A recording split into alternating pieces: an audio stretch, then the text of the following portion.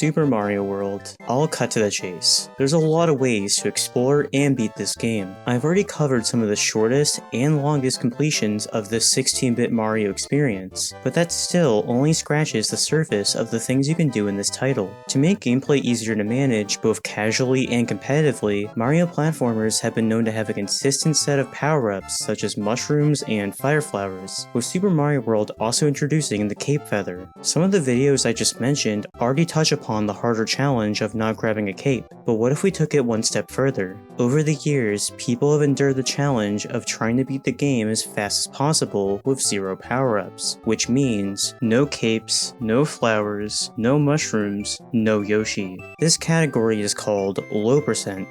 Sorry, low percent, small only. I guess, actually, small only. Yeah, the name of the fastest completion of Super Mario World without power-ups has had quite a unique and very split history. This has had dire consequences for their run as a whole, with the biggest notably being a handful of records being completely deleted. You may wonder why something as silly as the name of a speedrun category would even be controversial at all, and it's quite a bit of a heated story. In fact, this run as a whole has so much to explore, so strap yourself down, because today, let's talk about the entire history of small only, low percent, or whatever the heck people want to call it now.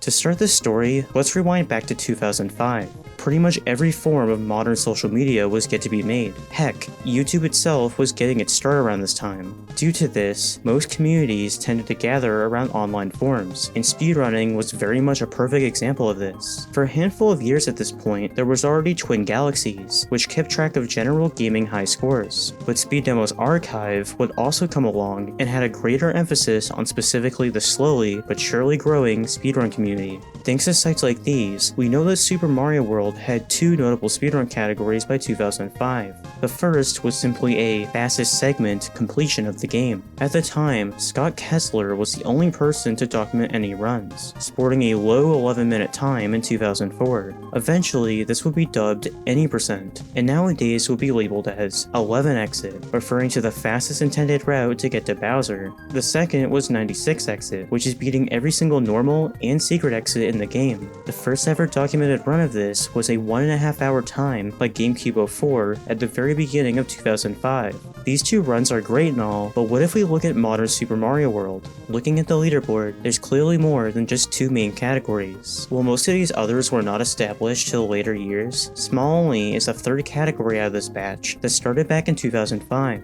Most people may not realize how far this run goes back, but thanks to Speed Demo's archive, we were able to dive into the earliest origins of what is now today called Small Only. On August 12, 2005, user jimsfriend made a post asking, "I've been playing Super Mario World a lot recently, as well as watching speed videos and tool-assisted time attacks, and was just wondering if a separate category would be allowed for beating the game small." He immediately pointed out that such a run would have to have a different route in comparison to the already existing fastest completion at the time, which for those not familiar goes as follows. In World 2, you have to make your way to Star World thanks to 2 secret exits in the levels at Donut Secret 1 and Donut Secret House. From here, you need to beat the secret levels of each Star World level up to the 4th one, and from there, gives you a warp leading to Bowser's front door.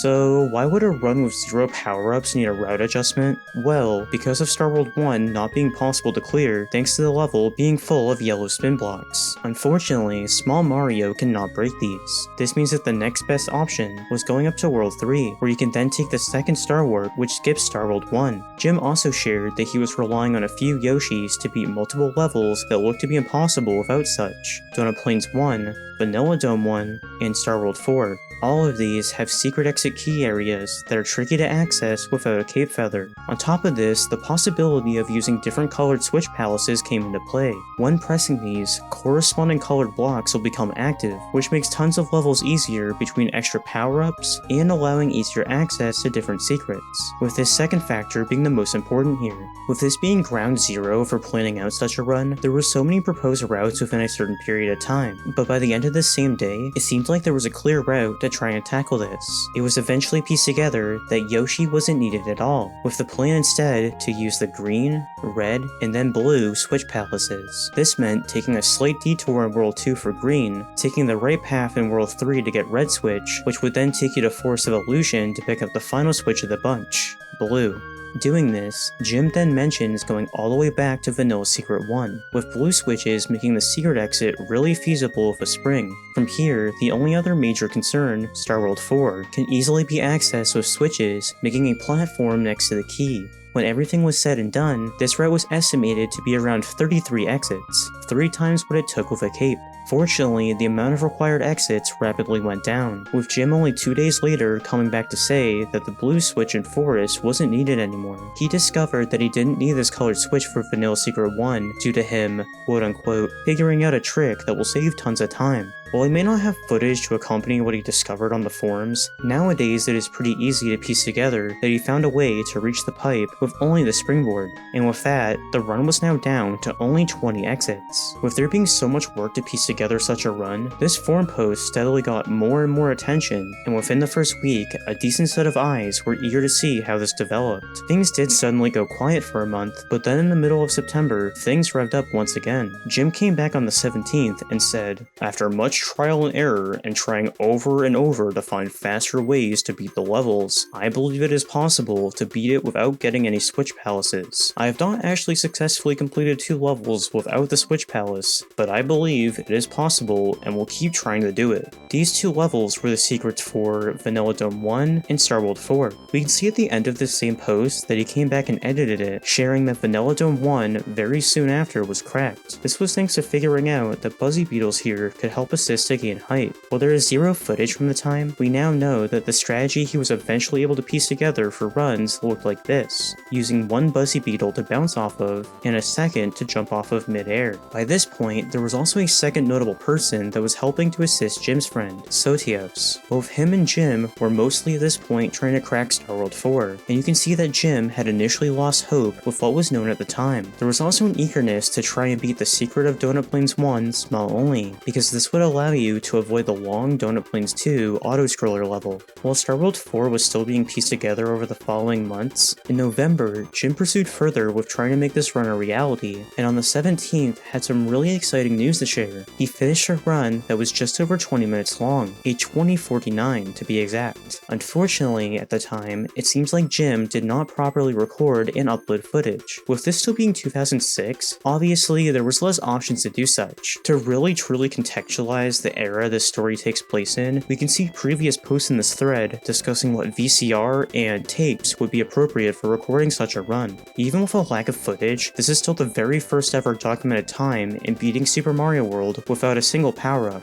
At the very least, we know that this run had a death that cost around 20 seconds in Donut Plains 3. Also, Jim still needed Switch Palace blocks to get through Star World 4, so no matter what, this time could definitely go down a significant amount based on what may be possible. Fortunately, it would not take that much longer to figure out, because on January 18th of 2006, new discoveries would completely change this run going forward. By this point, Fabian, a person who made Super Mario World tool-assisted speedruns in the 2000s, started contributing towards the fight of solving Star World 4. He originally found a tricky way to beat the level with a jump off Yoshi, but later that day, it would go an extra step further. After having unsuccessful attempts at beating the level without Yoshi, he publicly complained about his frustrations, and surprisingly quickly, another tool assister, JXQ, uploaded a file that held something really important. This file is a .smv, which is used to play back recorded inputs in the emulator's SNES 9X. While such files can still be very useful today for piecing together a tool-assisted speedrun, back in the mid-2000s, this was the easiest way to share gameplay discoveries, as the overall internet, and specifically video sites such as YouTube, were still really limited in how easy it was to share and record footage. So what is this file? Well, after finding a compatible version of the emulator from the mid-2000s, I was finally able to play it for myself. Let's fire it up.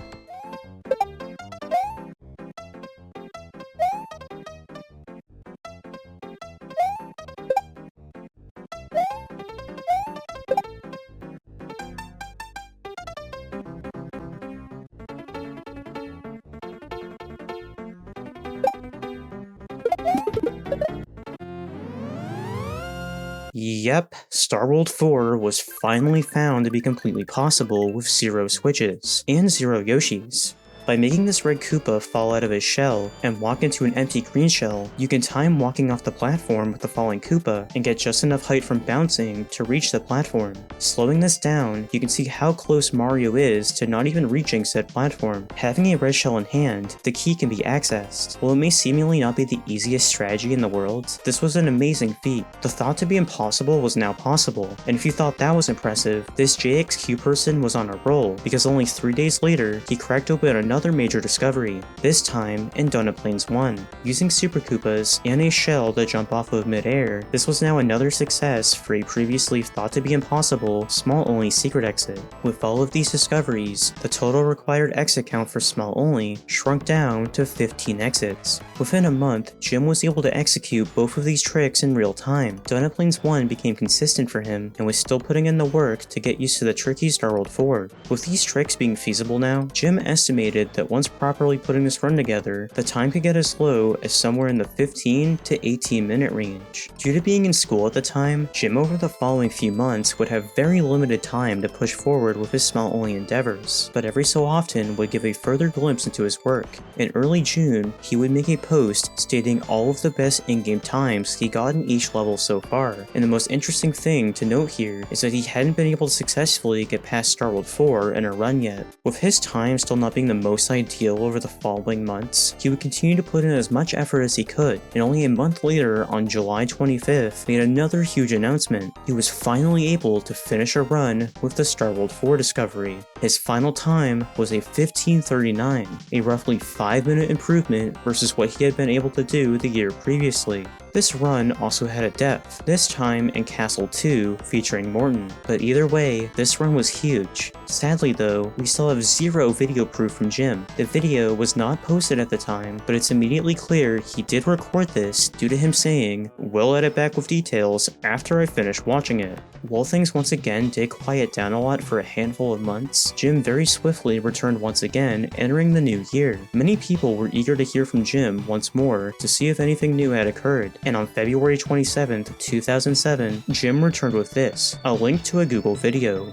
And yeah, this isn't available anymore thanks to where this is hosted. Not to be confused with YouTube, Google launched a completely separate video service, Google Video, that predates their YouTube acquisition by a solid year. With YouTube being such a hit, uploads on this older platform ceased in 2009, and due to this, the service became completely inaccessible a few years later. Fortunately though, only 3 months later, this was uploaded to archive.org in quote-unquote higher quality, and is still easily viewable today. While this was posted in early 2007, this footage is the exact same run that Jim wrote up in 2006. This is the first time such a run has had video proof attached to it. How do I know this? Well, this run is actually a 1556, which may not make sense. Jim said he got a 1539 in 2006, but Jim timed this run completely differently versus how everyone does it nowadays. Jim started timing the second he gained control on the overworld map, but runs now start timing the frame Mario appears in the intro. If I time this video using Jim's notes from 2006, I get a 1539, exactly what he said. On top of this, we can reference his mistakes in the run, such as doors he missed, and even more telling, that Def and Morton. All of these comments match up perfectly to the point that it is not a coincidence, and no matter what, this is 100% the same run. While I'm very positive that certain people in the community have already realized that this run is actually from 2006, this run for ages now has been labeled as being set in 2007. And what's funny is that the date of this run on speedrun.com wasn't even listed as the archive.org upload date, but the date of a random comment someone made under it. With me being the first person to take more than 5 seconds to piece together when this run was truly set, I can confidently say that it was set in July of 2006, and as a moderator, let me just fix that real quick.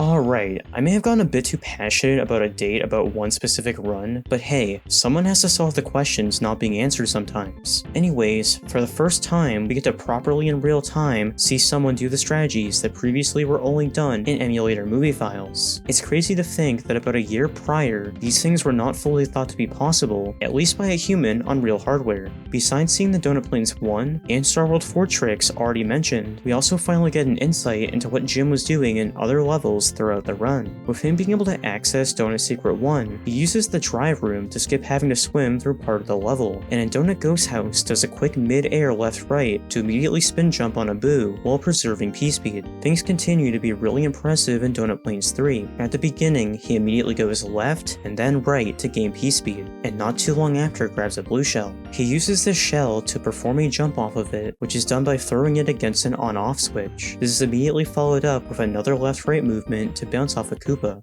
The level after this, Donut Plains 4, grabs onto a yellow shell, which is used to swiftly run into a Hammer Bro at the end. While Jim did die to a Flimp and Morton, his second attempt is mostly solid and shows that he grabs a springboard and bounces off a dry bones to keep it. This is used to jump off in order to reach the Morton boss door. We can now finally see what he was doing for Vanilla Dome 1, except he actually messed it up. He accidentally broke both shells by putting them into one another, and had to grab a red shell to get up to the vine he spawned. Vanilla Secret 1 goes way smoother, and does a mid-air spring bounce to clear the pipe. Star World 2 isn't anything that special, just simply keep swimming, but the next two levels have a bit more. Star World 3 needs you to hop onto the Lakitu cloud to float up to the key. Jim achieves this by immediately grabbing a throw block to kill Lakitu. The final Star World level, Star World 4, is where we finally get to witness what was being discussed for a really long time previously. He is able to closely follow what the emulator movie had previously done, and this was debatably the craziest strategy ever performed in a real-time Super Mario World run at that time. With the previously mentioned 11 and 96 exit runs set by the time Jim uploaded this, in my opinion, had nothing this intense. Clearing this meant that all that was left was Bowser's front door. For front door, he firstly picked door 2, where he quickly jumps and cage grabs to traverse, and secondly does door 5, where he waits for the crushers to go back up, and then time a run under them.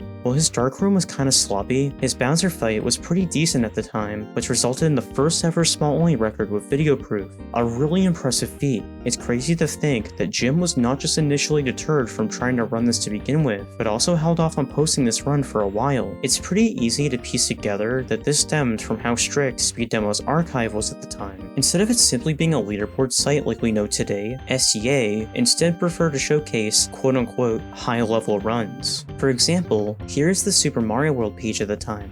Very selective. Jim, thanks to this, thought about doing a more traditional any % completion instead, but it's great to see that over time, cared less and less about this, and simply wanted to work on and then share his amazing feat to the world.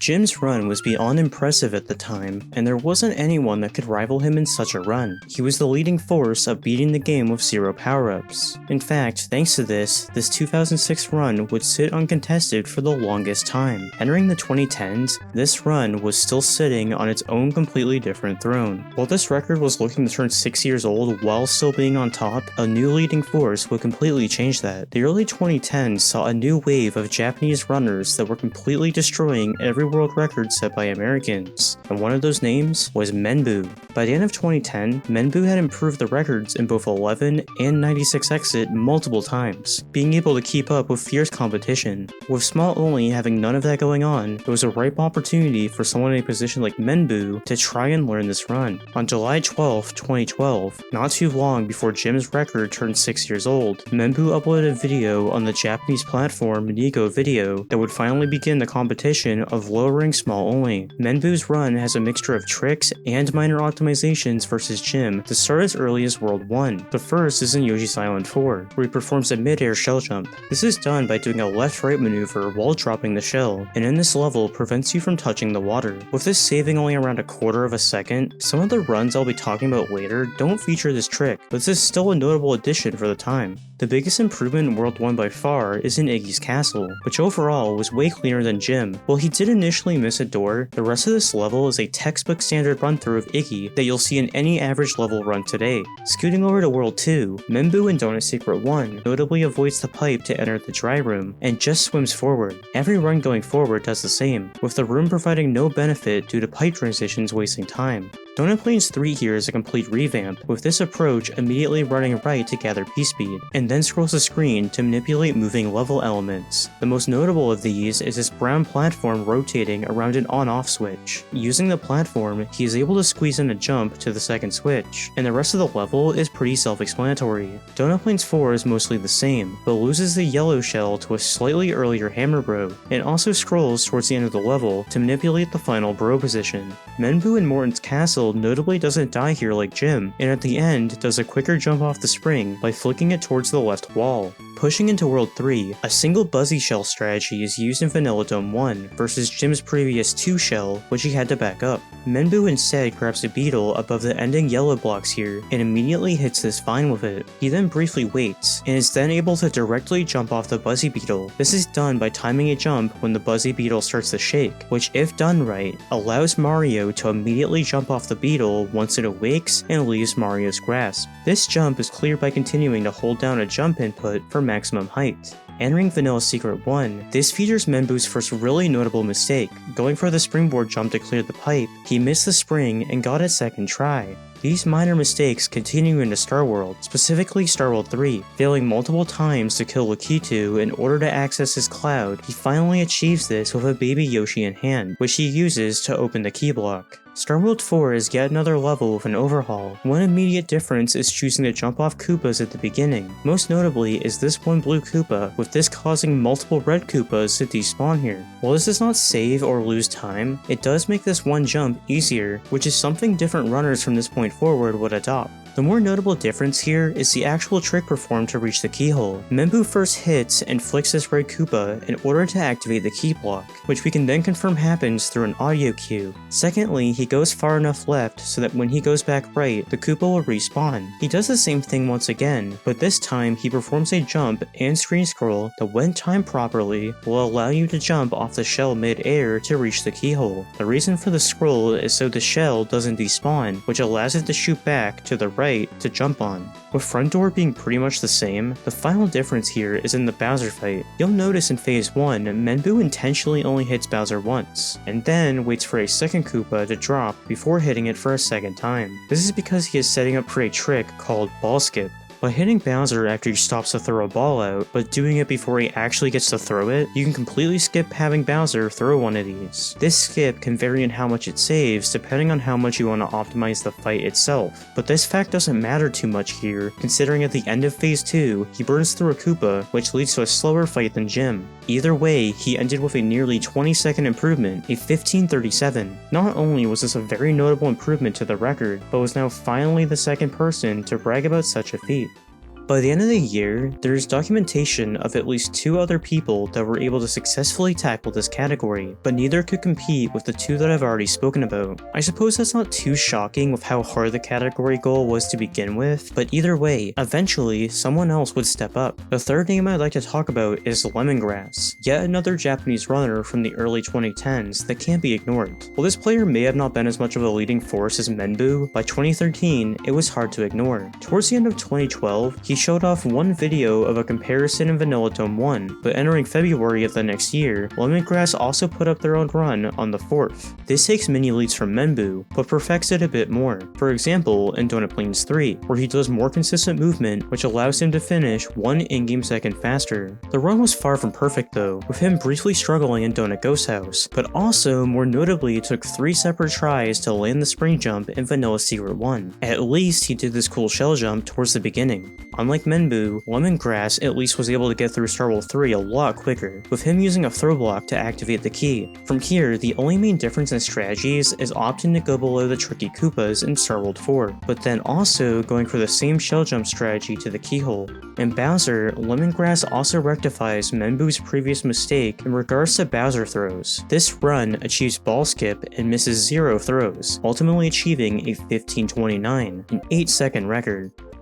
With Menbu losing his record at small only, that wasn't the only record in recent times he had lost. If we look over at 96 Exit, he had first achieved the record in 2010, but towards the end of 2012, there was a very rapid shift. Meet Tram55, someone who would have a complete grasp over Super Mario World in the early 2010s. By this point in time, he had not only just conquered 96 Exit, but also briefly had an 11 Exit record too. Pushing into 2013, he would pursue 96 further, ultimately pushing himself ahead of Menbu by well over a minute. On his YouTube channel, he would periodically not just post personal best times, but also individual level strategies, but those were all with power-ups. Further into the year, he would pivot into trying small only himself, with him being able to put up a 1549 run in August. What's crazy is that in World 2 of this run, he had a death that cost him close to 30 seconds, which means that he was more than capable to compete with Menbu and lemongrass. In the following month of September, he would highlight yet another major piece of progress in the category, and this was a huge time cut, ending in a 1530. Not only did this beat the time of his rival in 96, but was also only 1 second away from the record. What is especially shocking is that while he was only 1 second away from lemongrass, he had yet another death in World 2 in this run. All Dram really had to do at this point was have a deathless run, and the throne was his. Following this run, he was pretty busy chipping away at things over the following week. A couple of days later, he would post a brief tutorial for people interested in running the category, and then, if we fast forward another 2 days, a 1510, yet another world record for Dram to brag about, with it being a huge 19-second time cut. This run was far from perfect, but he finally did what he needed to, simply not die. That doesn't mean he didn't bring anything new to the table though, because in Donut Plains 1, instead of using the Koopa as a shell jump, Dram instead did a mid-air shell jump in a similar vein to Yoshi's Island 4. On top of this, in Donut Plains 4, he notably did a simple left-right movement at the end of the level to avoid the hammer bro, instead of the scroll used by the competition. His most notable mistake by far was accidentally throwing the Buzzy Beetle away in Vanilla Dome 1, which required grabbing a second one as a quick backup.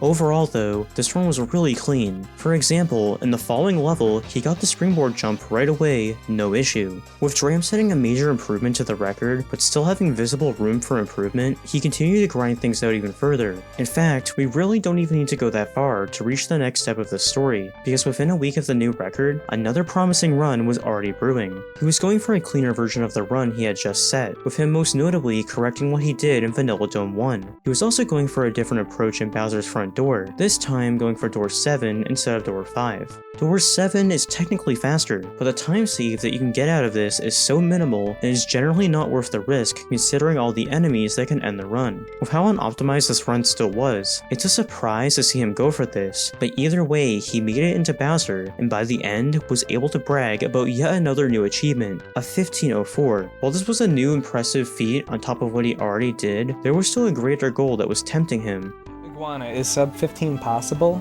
If you go balls out, like as fast as possible, maybe. That's the best I could say. He was really close to breaking a major milestone, a time under 15 minutes. Over the following months, he would mix around a variety of related Mario World runs, such as trying the category No Cape No Star World, and tackling the infamous Kaizo Mario World, but Small Only was still calling his name. This takes us into 2014, February specifically. In between his quest to conquer Kaizo, he was still practicing to see if he could crack the 15-minute barrier, and needless to say, he was more than ready to do this. I don't have much going on, but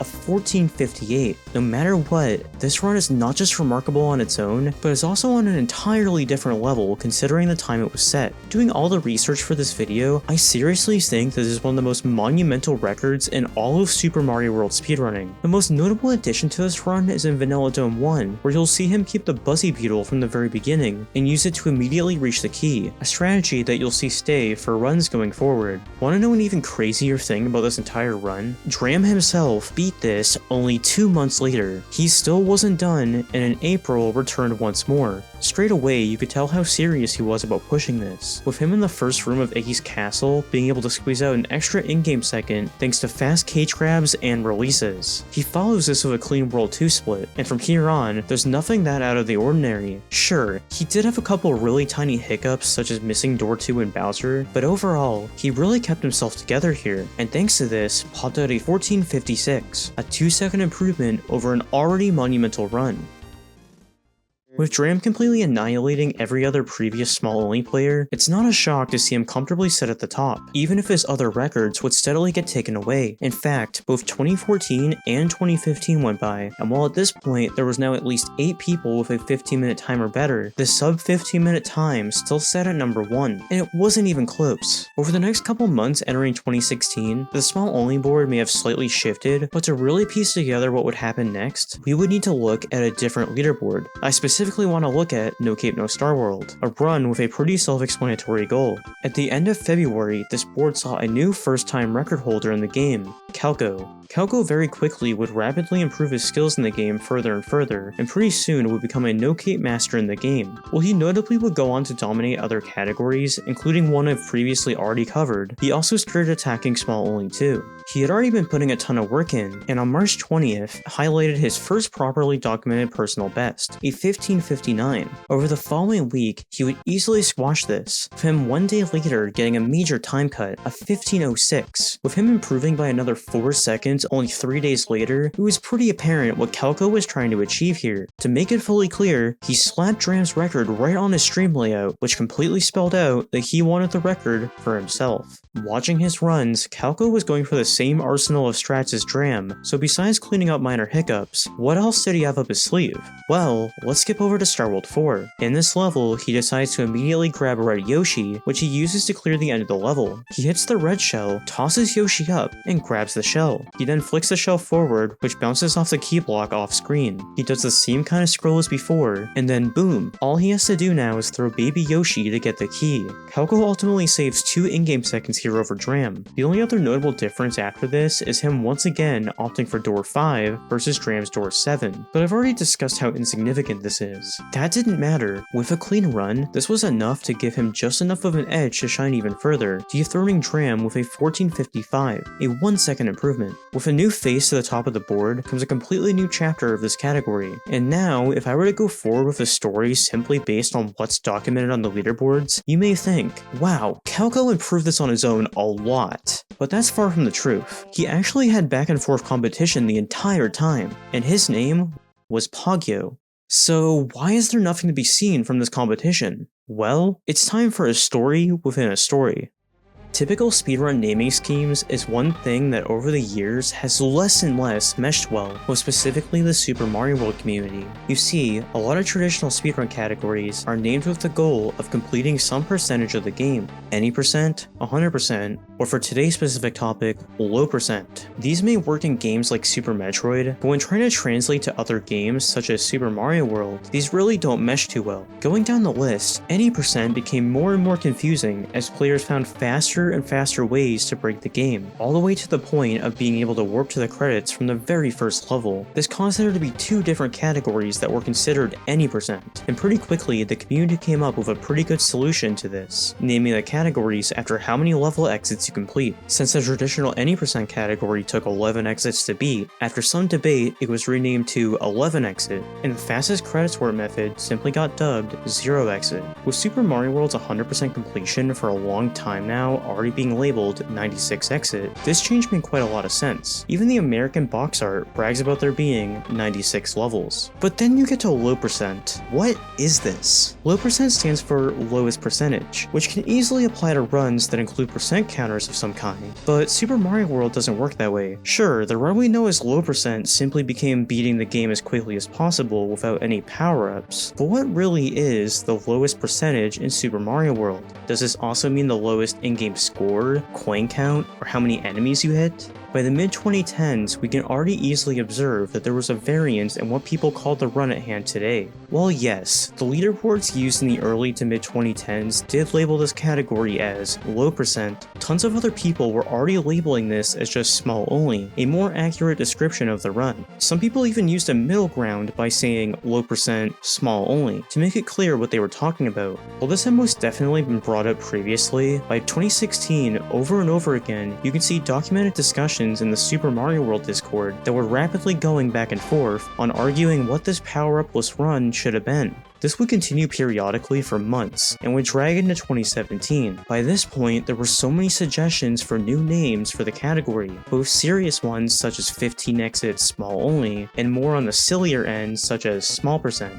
While back and forth debates repeatedly happened for quite a while, they really didn't get that heated, at least not until February. With this naming discussion reigniting once again, things got pretty ugly quickly in the Discord. I would dub this period of time as the SMW Small Category War, between and including the days of February 9th and February 15th, 2017. A lot, and I mean a lot, happened. To summarize this, let me run you through a watered down reenactment of what happened that day.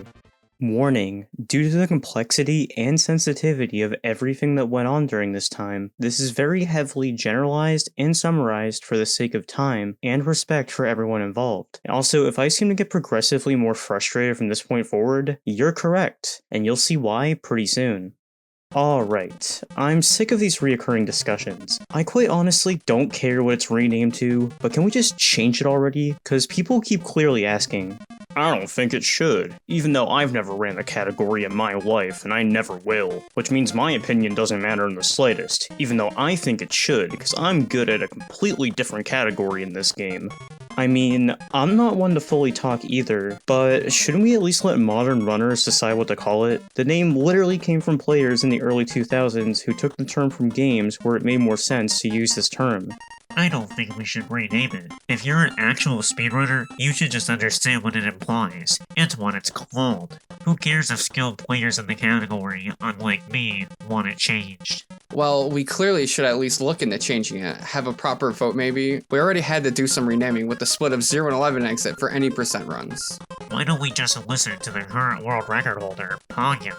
He wants the name to stay. Who cares about anyone else? It's the name we've been using for years, and I don't know why so many people disagree with me. I'm gonna start repeatedly saying a word that I shouldn't be slinging around and won't be put in this video, because I am upset that not everyone is just like me.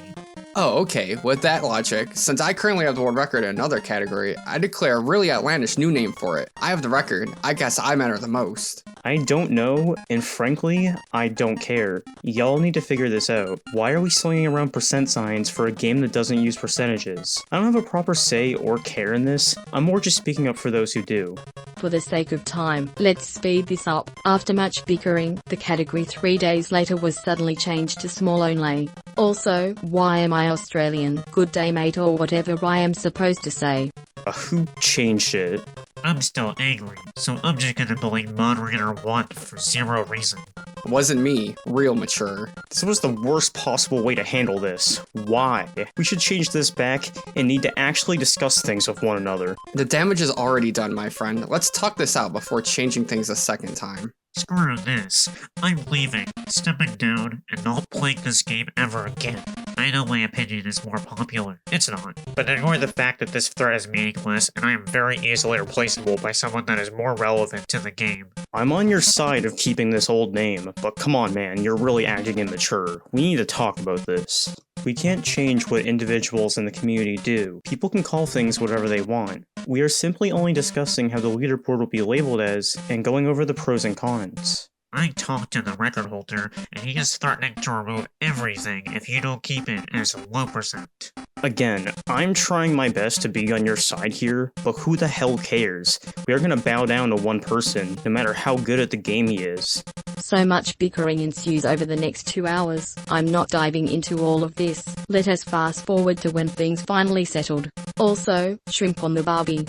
Alright, I guess we found a compromise. Low percent, small only. Not the most perfect thing in the world, but it acknowledges both main sides of the argument. But what about Pogyo? He wiped all of his runs.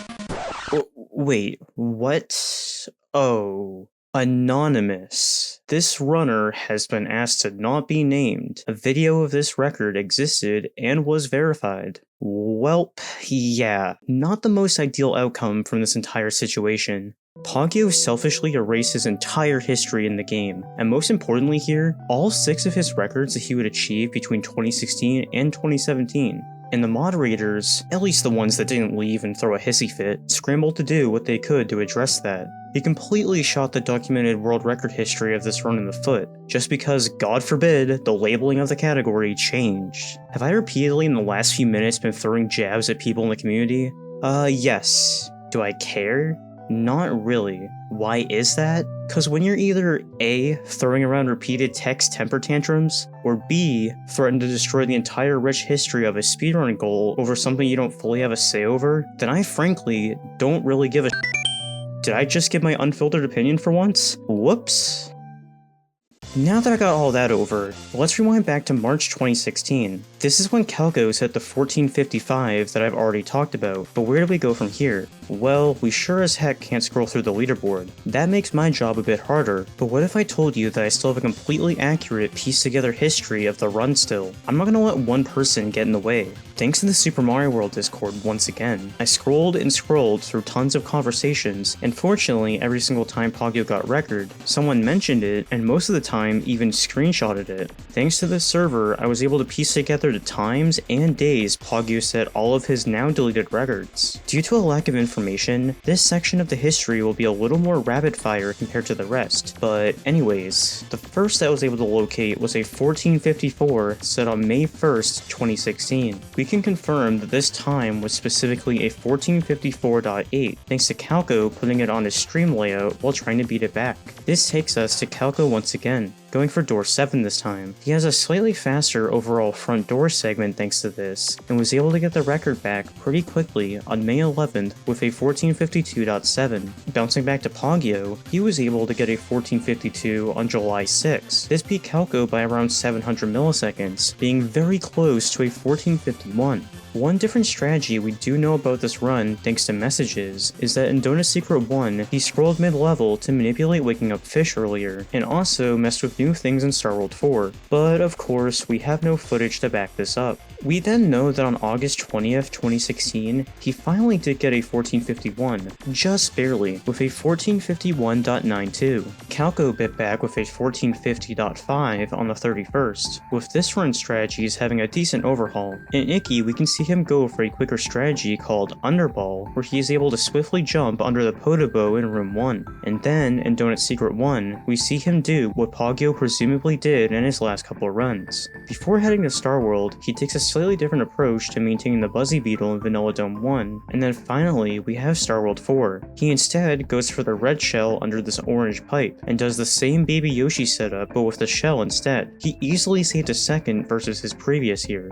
In September, things quiet down quite a bit, but then in October we get 2 new records from Pogyo, an ultra low 1450 time on October 7th, and a 1449.8 on October 27th. These lack any proper info, but we do know on the 27th that Calco that same day got a record at 95 exit no cape, which means he was still very active in the game. This led to him on November 3rd hitting back once more with a 1448.4. Cleaning things up in general, he notably had a slightly faster darkroom here. Besides Pogyo's records, we do know that on the 16th he did beat his own time, but not the record, getting a 1448.7. The very final record to mention before things hit the fan was on December 24th, not too long before the year was over. Getting a 1446.1, it's hard to know the exact strategies used here, but multiple people at the same time consider this run really close to properly optimizing the category, with this run being a 2.5 second improvement over Calco. That alone should speak to how huge this run was at the time, even if it would get deleted.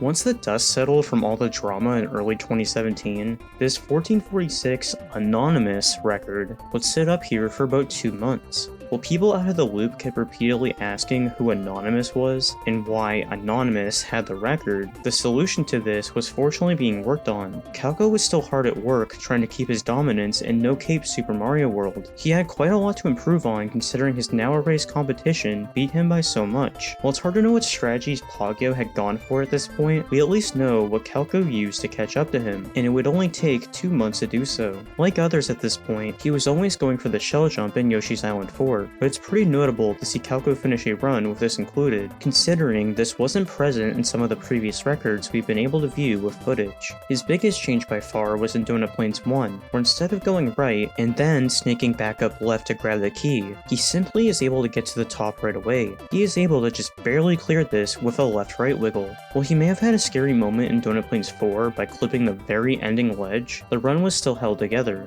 When getting to Star World 4, he was able to throw the shells more efficiently, which allowed him to squeeze out a 2:62 in-game time. With a minor block bump in Dark Room, all he had to do was just finish this out, and that he did, ending with a 14:45.2. He not only put a proper face back up at number 1, but was able to defeat his redacted rival by nearly a full second. A crazy feat considering the previous was already considered very clean. This run was so good that this run sat for a very long time. In fact, this would officially end up being the longest held record since Jim's recording in 2006. Calco would hold on to this for the rest of the decade, and even during 2020, a year where people were very understandably grinding runs more than ever. 5 people during this time submitted their own personal bests of under 15 minutes, but nothing that could rival Calco. So who would even be capable of rivaling such a run? Well, to be quite honest, it's Pogyo. But we aren't going to see more of, oh my god, a new run with footage that we can actually access? Yep, Pogyo after multiple years finally had a change of heart. While he didn't revive what he already privated and deleted, 4 years later he was still grinding out runs, and came back on January 18th, 2021, with a publicly published personal best. And to add a cherry on top, it was a new record too. But just like Calco, Pogyo by this point had some maneuvering and different strategies too. He notably doesn't do the scroll in Donut Secret 1 anymore, with that not really being optimal. He also amazingly went for an approach to Donut Plains 3 that completely avoids scrolling, which obviously helps avoid the game briefly pausing mid-scroll.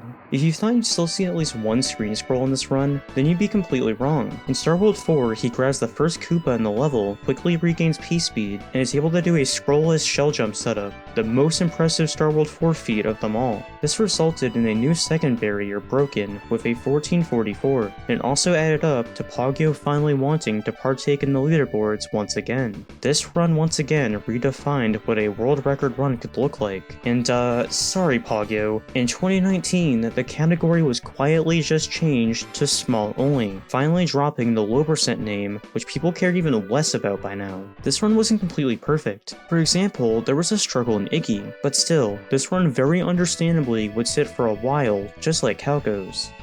With Calco worrying more and more about other runs in the following years, such as Yoshi's Island, Pogyo very happily sat here for the rest of the year. But in early 2022, we would finally get, really? Another deleted record? What the f? Yep, you thought 6 deleted records were bad enough? What about 7? On February 7th, 2022, Ackman achieved a 1442.4, dethroning Pogyo by 2.5 seconds. How is that even possible? That is such a huge time cut, and it's non-existent now, thanks to Super Mario World Leaderboard. Who is Super Mario World Leaderboard? Well, this is a generic placeholder for a runner that went by the name Ackman8318. He had gotten really good at this category. He had actually tied the record back in September of 2021, or did he?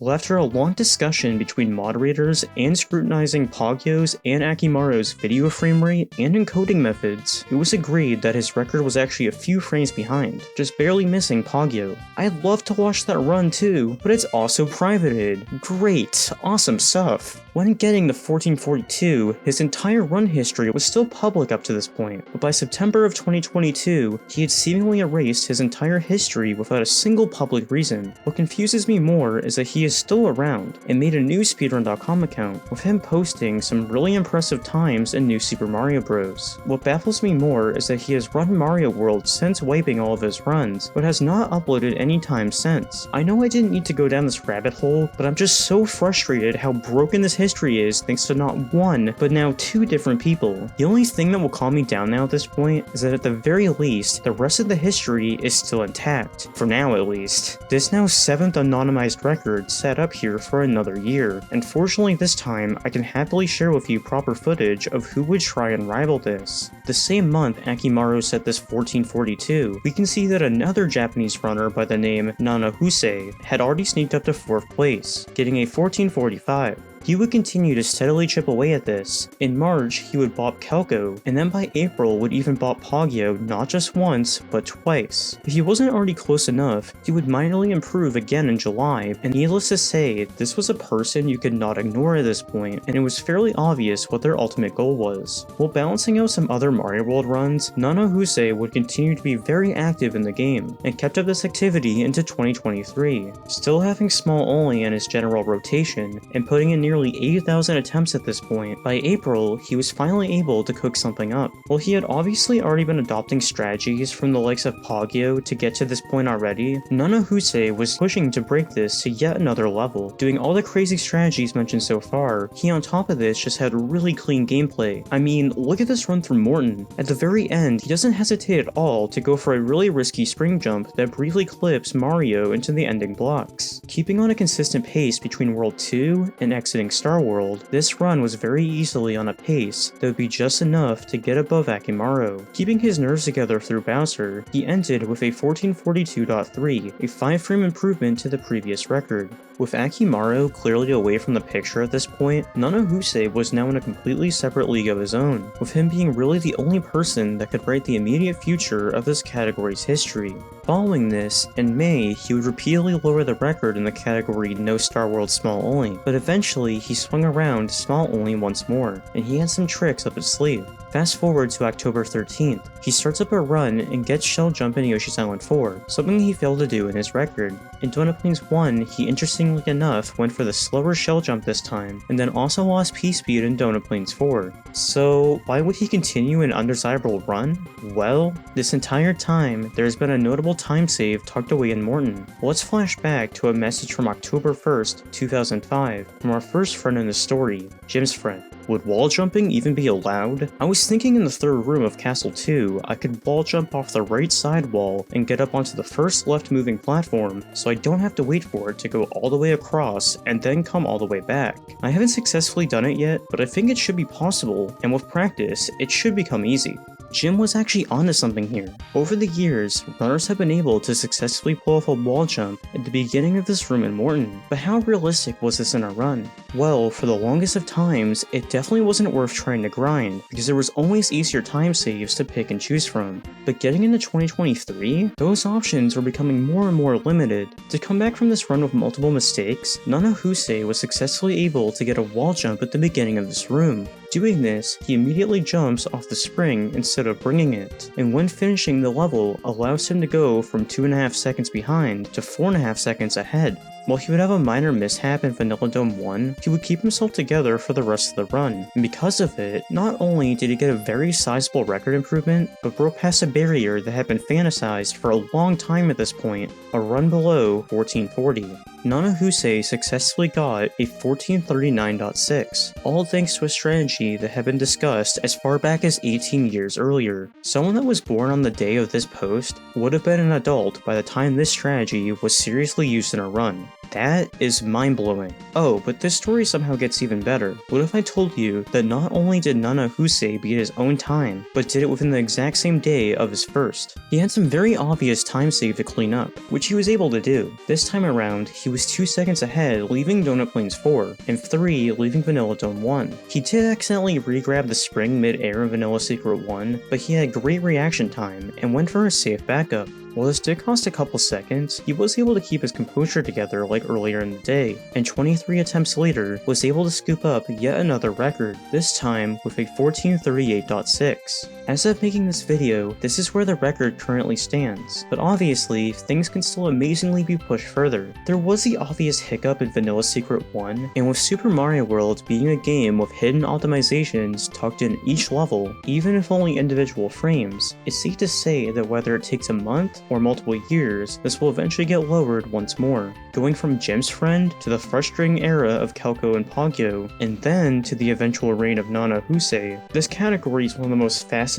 and underrated achievements in Mario speedrunning. With this having so much history packed over the span of 20 years, select players to this very day are still dedicated to chipping this time down second by second, and as it gets optimized, millisecond by millisecond. While this may have been the most frustrating Super Mario World story so far for me to piece together, I am beyond happy with how well I was able to salvage everything. Hopefully next time we can discuss a history that isn't damaged by petty arguments. But until then, thanks for watching.